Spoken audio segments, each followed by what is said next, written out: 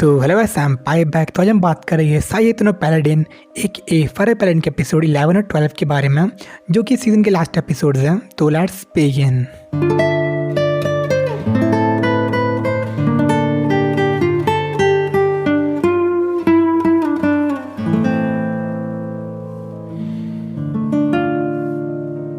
तो फाइनली अपना व्हील बनाता है पैलाडिन। उसके बाद चर्च और प्रिंस की परमिशन के साथ वो चले जाता है अपने एडवेंचर के साथ उस जंगल की ओर जो था बीस्ट वुड में, ताकि वहाँ से डिवन बीस्ट को हटा सकें। और रास्ते में जब विलेजन में रुकते हैं वहाँ पे वो अपनी सप्लाईज या फिर रिसोर्स देते थे उनको, जिसमें टोनी बहुत उनकी मदद करता है उन सब के फाइनेंस को संभालने के लिए। और जितनी भी सब चीज़ दे रहे होते हैं, इन सब में जो व्हील के पैसे लग रहे थे तो आप कहते उसकी चैरिटी थी, इसलिए किसी को दिक्कत भी नहीं थी इस चीज़ से। तो उसके बाद जो उनकी पार्टी में जो प्रीस्ट थे उनमें से एक अन्ना भी थी, जो कि बिशॉप की बेटी भी थी। तो आप कहते मतलब बिशॉप को उससे बहुत ज़्यादा मतलब विश्वास था, या फिर आप कहते विल उनके लिए बहुत ज़्यादा इंपॉर्टेंट था। तो उसके बाद जो अपनी रेस्टो की पार्टी थी वो जितने वहाँ पे आसपास के बीच थे उनको मार रहे थे। तो मतलब इस तरह विलेजेस में बहुत से विलेज में जाते हैं उनको रिसोर्स वगैरह देने के लिए, उनके डिस्प्यूट को दूर करने के लिए। और जो बी और टोनियो थे उन सबको मतलब आप कहते एक बेटर लाइफ के लिए मतलब प्रेरित कर रहे थे। तो उसके बाद तो बहुत बार ऐसा करते बीस्ट वर्ल्ड में आते जाते रहते वहाँ से वाइट सेल से। तो इस तरह जितने वहाँ के विलेजेस थे उन सभी कंडीशन बहुत ज़्यादा इंप्रूव हो गई थी। तो वहाँ पे सब कुछ बहुत ज़्यादा सही चल रहा था। लेकिन तभी एक दिन उनकी रिकॉन टीम थी, या फिर कैसे जो टीम वहाँ पे स्कॉटिंग करती थी एक दिन गायब हो जाती है। और टीम बहुत ज़्यादा एक्सपीरियंस थी तो उनके वहाँ पे गुम होने का कोई सवाल ही नहीं था। तो आप कह रहे डिवन बीस्ट ने उन्हें कुछ कर दिया होगा। तो उससे जब उन्हें ढूंढने के लिए जाते हैं डिवन बीस्ट फॉरेस्ट में बहुत अंदर तक, तो वहाँ पर उनको मिलती है उनकी बॉडीज़। उसके बाद जितने भी लोग थे सब उनको मतलब फेयरवेल देते हैं और विल उनको मतलब सेंड करता है आफ्टर लाइफ के लिए। तो उसके बाद जो उनको एडवेंचर तक मरा हुआ उसकी मुंडी गायब थी, यानी कि उसका हेड मतलब अलग था टॉर्सो से। तो उसे ढूंढने के लिए और अंदर जाते हैं वो, तो वहाँ पर उसका हेड तो उन्हें मिल जाता है, लेकिन एक ट्रैप था डीमंस का। तो उसके बाद डीमंस उन्हें पूरी तरह घेर लेते हैं। लेकिन इसके बावजूद जो अपने एडवेंचर्स थे वह सही से लड़ रहे होते हैं और विल उन सबको पावर अप करता है अपनी ब्लेसिंग की मदद से। लेकिन इसके बावजूद वहाँ पे अचानक आया था एक डीमन बीस्ट जो कि बहुत ज़्यादा खतरनाक था, और एक चीमेरा था जो मतलब 3-3 सिर वाला था, मतलब बहुत ज़्यादा खतरनाक था वो। और जो मैनल को वो कहता है उसको टाइम देने के लिए, ताकि मतलब थोड़ा टाइम मतलब ले सके उन सब के लिए। तो जब मैनल से लड़ने लगता है तो कुछ नहीं कर पाता, उल्टा चीमेरा से इंजर्ड कर लेता है। और उसके बाद जो विल था उसे भी अपने अटैक लग जाता है, इसके बाद इंजर्ड हो जाता है वो। तो उसके बाद जो विल था वो बहुत ज़्यादा परेशान होता है कि उसने मतलब सब कुछ सही जा तो उसने गलत क्या किया इस चीज़ में। तो मतलब उसे कुछ भी समझ नहीं आ रहा था और इमोशनली बहुत ज़्यादा डिस्टर्ब हो गया था मैनल को देख के। तो उसकी वजह से कुछ समझ नहीं आता है, वो अपनी तलवार निकालता है ओवर ईटर। तो बेसिकली ओवर को निकालने के बाद वो जितने वहाँ पे डीमंस थे उन सबको स्लॉट करना शुरू कर लेता है, और इस चीज़ में खुद भी इंजर्ड होता है। लेकिन उसकी एक एबिलिटी तलवार की, मैं जिसको भी काटता था वो उसकी मदद से वो हील भी हो जाता है। तो आप कह सकते हो मतलब पागलों तरह वहाँ पे अटैक करना शुरू कर लेता है, जिसके लिए उसको मना की थी मतलब पेरेंट्स ने। तो आप कहते हैं उन सबका उन्होंने विश्वास तोड़ दिया था, जिसकी वजह से बहुत ज़्यादा पैथेटिक फील करता है अपने के लिए। लेकिन उसको देख के जितने वहाँ के डिवन बीस्ट थे और हाल तक कीमेरा वो सब वहाँ से फ्लैट कर लेते हैं। उसका रास्ता उससे मतलब रोकता है ये सब करने से, और बोलते हैं मैं मैनल की मदद कर ले, मतलब मर सकता है वो।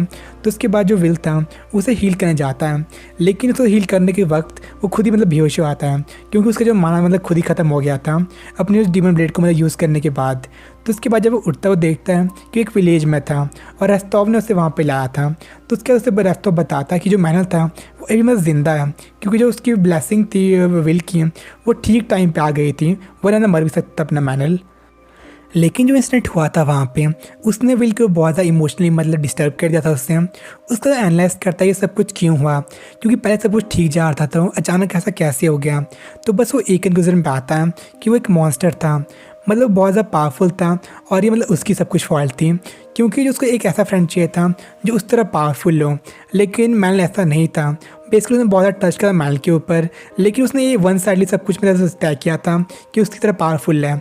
उसने कभी ये सोचा नहीं, उसने आंकलन किया उसके लिए, बल्कि उसने अपनी तरफ से मैं सब कुछ सोचा था। इसकी वजह से जो मैनल था वो इंजर्ड हो गया था, और आप कहते हो कि मैं जान भी जा सकते थे इस चीज़ में, तो मैं सब कुछ उसकी गलती थी। तो उसके बाद मैनल को हील करता है और कहता है कि मुझे छोड़ के वो चले जाएगा। बस वो एक चीज़ से डरता था, मतलब वो था अलग होने से। तो इसकी वजह से उसने सब कुछ किया था, क्योंकि वो अपनी पिछली लाइफ से मतलब लोनली था, वो नहीं चाहता मतलब इस लाइफ में वो लोनली रहे। और बेसिकली इसकी वजह से इसने ट्रूथ से मतलब बहुत ज़्यादा अपने आप को मोड़ दिया था, और उसने अपनी स्ट्रेंथ को मतलब कहीं भी सीरियसली नहीं लिया, जो सबसे बड़ी गलती उसकी थी। और तभी जो उसकी गॉडेस थी वहाँ पे आती है, उसे बेसिकली समझाने आती है, पर कुछ बोलती नहीं है क्योंकि गॉडेस मतलब बेसिकली ऐसे करती है हर बार। तो उसको कहता है कि वो सब कुछ अब समझ आ गया है और उसे प्रॉमिस करता है कि सब कुछ वो अकेले ठीक कर देगा, जो कि काफ़ी गलत बात थी वैसे। तो मैन को हील करने के बाद जो विल था वो चला जाता है बीस्टवुड के अंदर ताकि वहाँ पे ड्यून बीस्ट को मार सके वो। लेकिन तभी मैन वहाँ पे आ जाता है। एज जो विल की हीलिंग बहुत ज़्यादा स्ट्रॉन्ग थी, तो उसके बाद मैन उसे कहता मैं तो इतनी रात तो कहाँ जा रहा बेसिकली। तो उसके बाद विल उसे बताता है कि जितने भी डीमन बीस्ट जितने मतलब कीमेरा भी आते हैं सबको मार देगा और मतलब अकेला ही सब कुछ करेगा क्योंकि बहुत ज़्यादा स्ट्रॉन्ग था और उसकी मतलब कंडीशन इतनी स्टेबल नहीं थी। तो मैन की एक ही बात नहीं मानता, तो मैं उसे फाइटिंग करना शुरू कर लेता है। लेकिन विल बहुत ज़्यादा स्ट्रॉन्ग था तो मतलब कुछ उसे नहीं कर पाता वो। उल्टा विल उसका एक हाथ तोड़ देता है ताकि उसे पीछा न कर पाए और फिर से इंजर्ड हो जाए। तो उसके बाद जो मैन लास्ट में एक स्पेल यूज़ करता है जिससे कि मतलब बहुत सारे बोल्डर्स वहाँ पे आते हैं और विल इस चीज़ को डॉज नहीं करता क्योंकि बेसिकली उसे डॉज करता तो उल्टा मैन इंजर्ड हो जाता। तो आप कह सकते हैं चतुराई यहाँ पे यूज़ की। तो उसके बाद मैन उसे बताता है कि कैसे एक विल कवर्ड है और बेसिकली सब कुछ अकेले ठीक नहीं कर सकता है।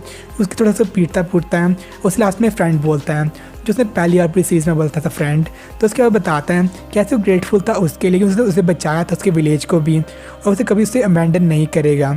तो उसका उसे बताता है उसे पता है मतलब बहुत ज़्यादा कमज़ोर है उससे अभी, लेकिन फ्यूचर में कभी ना कभी उससे बहुत ज़्यादा स्ट्रॉन्ग हो जाएगा। तो उसके बाद जो विल था वो बहुत ज़्यादा इमोशनल हो आता है और फाइनली जो उसके इमोशंस थे वो बाहर निकल जाता है, तो बहुत ज़्यादा रोने लग जाता है। तो उसके बाद अपनी मतलब हार मान लेता है वहाँ पे और टेक्निकली वहाँ पे जीत जाता है अपना मैनल। तो इस फाइट के बाद जो विल था वो फाइनली इमोशनली स्टेबल हो गया था और इसके बाद जितने वहाँ पे लोग थे वो उन सबसे माफ़ी मांगता है उसके बिहेवियर के लिए, स्पेशली टोनी और बी के साथ। तो उसके बाद जो रेस्ट ऑफ से बताता है ये सब कुछ थी इलनेस ऑफ स्ट्रॉन्ग, क्योंकि खुद ही मतलब बहुत ज़्यादा स्ट्रॉन्ग था। लेकिन इसके बाद विल कहता है कि वो मतलब ठीक है। तो सब प्लानिंग करते चिमेरा और डिवन बीस्ट को मारने के लिए और उनके अकॉर्डिंग जो चिमेरा और डिवन बीस्ट थे ये सब एक प्यारे थे। बेसिकली वहाँ पे एक डिवन बॉस भी होगा क्योंकि जो चिमेरा था वो एक आर्टिफिशियली मतलब बना हुआ एक जानवर था। उसके बाद प्लानिंग करते सब कुछ करने की और उसका जो वेल था वो डिवन बॉस के भी नाम था 10 गोल्ड का, जो मतलब बहुत बड़ी रकम थी वहाँ पे, जिससे जितने वहाँ पे लोग थे सब बहुत ज़्यादा मोटिवेट हो आते हैं। उसके बाद वो बहुत से लोगों को इकट्ठा करते हैं उनका फेस ऑफ करने के लिए डीमंस के साथ, क्योंकि मतलब कोई भी वो मतलब प्लान नहीं करते हैं, बस मैं शेयर फोर्स उन पर अटैक कर देगी वो और जितने प्रीस्ट थे तो उनको सपोर्ट करेगी। और उसके बाद उनके साथ फेस ऑफ करते हैं तो उसे रियलाइज़ होता है कि मतलब इस सब चीज़ में एक फैक्टर था वो और वो अकेले कुछ भी नहीं कर सकता है। तो वहाँ पे जितने भी डिन बीस थे उन सबको मार देते, लेकिन जो चिमेरा था वो वहाँ पे नहीं था। तो उसके बाद वो कुछ आगे जाते हैं तो हमें मिलते एक मोनेस्ट्री जहाँ पे चिमेरा इनविजिबल था, मतलब तो आप कहते हैं उन पर मतलब एक आप कहते अटैक करने वाला था वो छुप के, लेकिन उल्टा विल उस पर सरप्राइज अटैक कर लेता।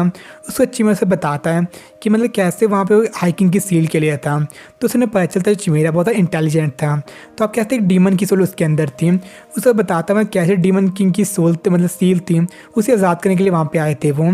तो उसका हमें पता चलता है कि मतलब ना ही वहाँ पे ह्यूमंस थे उस किंग की सील पे, ना वहाँ पे डीमंस थे। तो आप कैसे वो नोमैन्स लैंड था, तो वहाँ पे जो मतलब जो भी वहाँ पे आएगा वो मैन लैंड उसका हो जाएगा। और वहाँ पे डीमंस आते हैं तो वो सील को खोल देंगे, और वहाँ पे ह्यूमंस आते हैं तो वो सील और स्ट्रांग हो जाएगी। और डीमंस नहीं चाहते वहाँ पे ह्यूमंस आए, तो इसलिए बाबा वहाँ पे अटैक करते थे। तो उसके बाद वहाँ पे अटैक करना शुरू करते मैनलाल और विल, तो उसका एक एक सिर मतलब बारी बारी उसको उड़ाते रहते हैं। तो उसके बाद जो लास्ट में उसका एक सिर बचता है तो उसे बहुत ज़्यादा गुस्सा आता है, तो अपनी ब्लैक फ्लेम यूज़ करता है। लेकिन मैनल के पास अपनी वो थी अपनी हॉली पावर्स और उसके पास स्टिग्मा था मार्टर का, जिसकी वजह से पॉइजन के ऊपर कोई असर नहीं होता। और फाइनली मैनल की मदद से उसके लास्ट सिर को भी उड़ा देता है और मतलब जीत जाते चिमेरा से। और इस बार जो मैनल था उसे इसमें बहुत ज़्यादा मतलब पार्ट लिया था इस फाइट में एक्टिवली, तो अब कैसे मतलब बहुत ज़्यादा स्ट्रॉन्ग हो गया था इस बार वो। तो चिमेरा को मारने के बाद जो विल और मैनल थे वो चले थे डीमन बॉस को मारने के लिए, लेकिन वहाँ पर रेस्टॉफ ने उसे पहले ही मार दिया था। तो यहाँ से पहले रेस्टॉफ था वो बहुत ज़्यादा स्ट्रॉन्ग था और अपना काम एज यूजुअल वो बहुत ज़्यादा जल्दी कर दिया था। तो जितने यहाँ पे डिवन बीस थे उन सबको ने मार के वॉर को जीत लिया था। और मैं आप कहते जो एरिया था वाला वो बहुत ज़्यादा सेफ हो गया था अब। तो उसका जो बी थी वो विल के लिए गाना गाती है, जो कि बहुत ज़्यादा सही गाना है, मैं सुन सकता आप इसको। तो उसके बाद वो मैन को प्रॉमिस करते लिए गाना गाने के लिए, और वहाँ पर जितने भी लोग थे वो एक श्राइन बना रहे थे जो एक गॉडेस अपनी लाइट का था। तो अब क्या हंसते ग्रेसफील्ड की वापसी भी बिल्कुल तय थी। तो उसके बाद उससे पूछता है मैनल कि मतलब वो करने क्या वाला है। तो उस पर मैनल कहता है विल कहता है कि वो जितने भी डीमन में सबको मार देगा, तो बेसिकली उससे ये नहीं पूछ रहा था, वो पूछ रहा था वहाँ का लॉर्ड बनने के बाद वो क्या करने वाला है। तो उसमें मतलब बहुत ज़्यादा कन्फ्यूज़ था मैं विल, क्योंकि उसे पता नहीं था कि वहाँ का लॉर्ड है वो। बेसिकली उसमें मैंने बताता है कि जितना भी मनी वहाँ पे यूज़ हो रहा है और जितनी भी आर्मी थी वो सब उसकी थी, और बेसिकली एक पैलेडिन था तो वहाँ का लॉर्ड वही था। तो इस चीज़ से विल बिल्कुल भी अवेयर नहीं था, क्योंकि वहाँ पे सिर्फ उन्हें मारने आता डीमंस को और विलेजेस को बचाने, और मतलब वहाँ से गायब हो जाने वाला था अपने पेरेंट्स की तरह।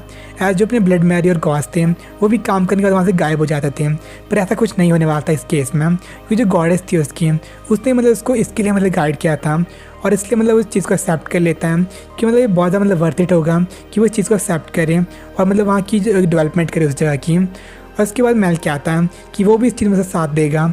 उसके बाद विल की बेसिकली एक इच्छा थी कि जब सब कुछ मतलब ठीक हो जाएगा, उसका जो सिटी ऑफ एंडर थी जहाँ में मतलब बड़ा हुआ था उसको ना वापस रीएस्टैब्लिश करना चाहता, और जो मैनल बी और टोनियो थे उसको अपने पेरेंट्स की ग्रेव पे ले आता था, बेसिकली ब्लड और मैरी की ग्रेव पे। और यहीं पे जो अपनी एनिमे थी वो ख़त्म हुआ था, बेसिकली सीज़न 1 था वो ख़त्म होता है यहाँ पे।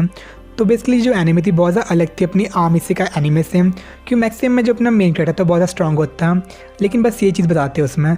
लेकिन इस जो एनिमे में थी उसमें बताया था अपने विल के बारे में कि बहुत ज़्यादा स्ट्रॉन्ग था, और इसमें लेकिन उसकी इलनेस ही बताई थी कि वह जो स्ट्रॉन्ग मतलब व्यक्ति होता है तो मतलब कितना परेशानी होती है। तो आप क्या में बहुत ज़्यादा अपने लीक सेट के एनिमे थी, और जो स्टार्टिंग से लेकर एंडिंग तक मतलब एक विजुअल बताती कि मास्टर पीस था ये। और जो उसमें जो बी के सॉन्ग्स थे मतलब वो भी काफ़ी पसंद आए मुझे इसमें। तो थोड़ी मतलब बीच में स्लो है लेकिन बहुत ज़्यादा सही एनीमे है। तो उसके बाद जो सीज़न 2 है इसका वो भी ऑफिशियली मतलब अनाउंस हो चुका है। इसकी जो डेट भी अभी तक रिवील नहीं है, जब वो तो मैं वीडियो में इसलिए बता दूँगा मैंने न्यूज़ सेक्शन में। तो मतलब ये एनीमे आप देख सकते हो अगर आपको पसंद आई है। तो मिलते हैं आपसे नेक्स्ट वीडियो में और नेक्स्ट सीरीज़ में, तब के लिए सायनारा, बाय। फील करूँ खुद को, उड़ने लगा मैं आसमान में।